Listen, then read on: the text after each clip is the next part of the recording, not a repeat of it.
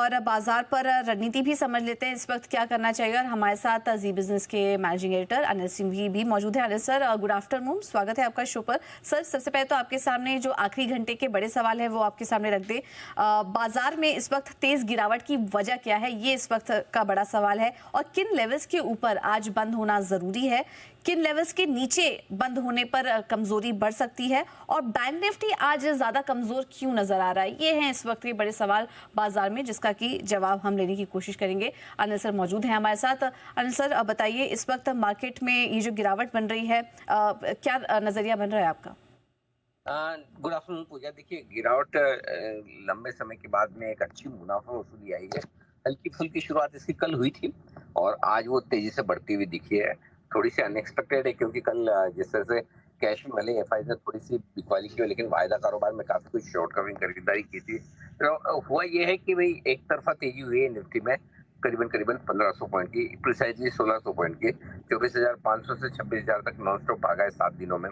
आज सुबह हम जिसकी बात ही कर रहे थे, तो ऐसे में जनरली जितनी तेजी होती है इसका 1/3 करेक्शन होना स्वाभाविक है। यानी 500-600 पॉइंट की करेक्शन ऊपरी स्तरों से हो सकती है और उसे एक रनिंग करेक्शन के तौर पर आप हमेशा देख सकते हैं। अ, असली कमजोरी का संकेत तब आएगा जब 25,500 के नीचे जाकर बंद होकर ट्रेड करना निफ्टी शुरू करे। जब तक उसके ऊपर ट्रेड कर रहा है तब तक तो 2-1% का करेक्शन और ऊपर से 1/3 करेक्शन जितनी तेजी हुई है वो आना एकदम नॉर्मल करेक्शन के तौर पर माना जाएगा। लेकिन ये तो है पोजिशन ट्रेडर्स के लिहाज से। अगर डे ट्रेडर्स के लिहाज से देखें तो 25,700 के नीचे अगर आज निफ्टी बंद होता है और बैंक निफ्टी 57,400 के नीचे बंद होता है, तो फिर आपको जो बीटीएससी टाइप की जो पोजीशन होती है डेली वाली, कम कर लेनी चाहिए।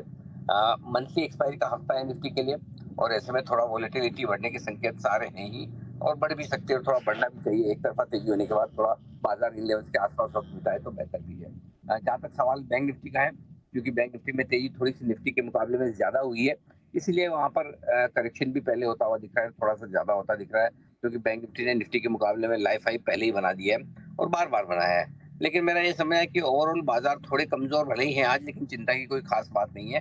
जब तक इंपॉर्टेंट लेवल जो कि 25,500 का है उसके नीचे बंद ना हो तब तक इसे नॉर्मल प्रॉफिट बुकिंग के तौर पर देखें। अभी तक बड़ा वाला ट्रेंड एक आध दिन की कमजोरी से बदलता नहीं है, तो जब तक इंपॉर्टेंट लेवल के नीचे बंद ना हो तब तक चिंता की बात।